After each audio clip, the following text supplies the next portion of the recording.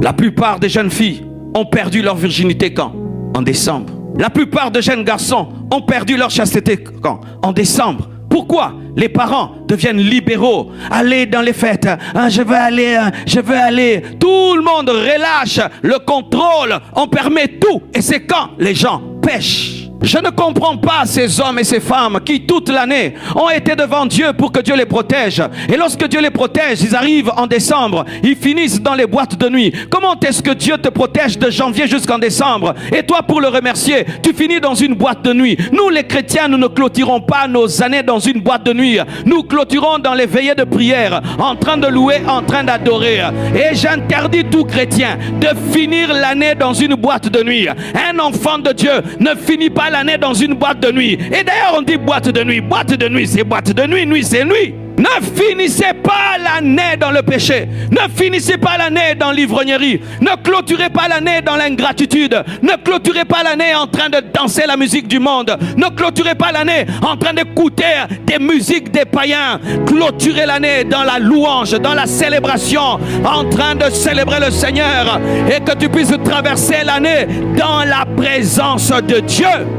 Même si ta famille ne comprend pas cela, frère, la Bible est élevée au-dessus de la famille. Même si votre famille, vous finissez toujours dans une fête mondaine, n'entre pas dans cette fête mondaine, ne participe pas, même s'ils ne vont pas te comprendre. Bien aimé, la vie chrétienne attire la persécution. Nous cherchons trop à être compris, mais il y a des fois où ta famille ne doit pas te comprendre. Où est Jean? Jean n'est pas là. Jean est à l'église.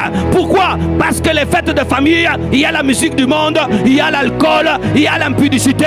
Moi je suis devenu chrétien, je ne vais pas participer à cette fête familiale. Je ne donne-moi la main, hein? Je ne participerai pas à cette fête familiale. Donne-moi la main, hein? Nous voulons trop plaire.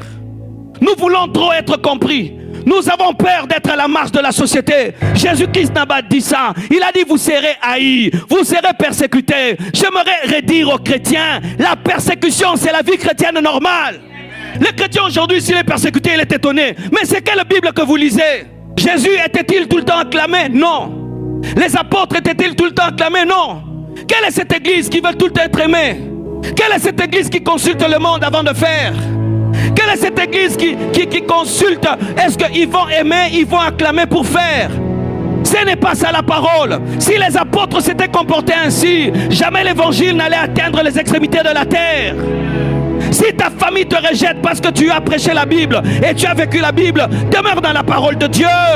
Des chrétiens qui se retrouvent dans des fêtes où tout est contre Dieu et ils sont à l'aise. Et dans ce domaine-là, les musulmans ont beaucoup de choses à nous apprendre. Ils sont plus fidèles au Coran que beaucoup de chrétiens. Parce qu'eux, ils sont prêts à mourir pour leur Coran. Mais les chrétiens ne sont pas prêts à mourir pour leur Bible. Parce qu'on leur a appris que le Dieu de la Bible, lui, ne fait que donner. Le Dieu de la Bible ne donne pas seulement, il prend aussi. Lorsqu'il appelle Paul au ministère, il a dit tu souffriras pour moi. Il lui a appelé, dès le premier jour on lui dit tu es appelé à souffrir. C'est un appel aussi. La souffrance est aussi un appel. Oh mon Dieu, mon roi, aujourd'hui les chrétiens vous lisez plus la Bible. Et vous êtes même étonnés quand le plan de Dieu s'accomplit dans vos vies.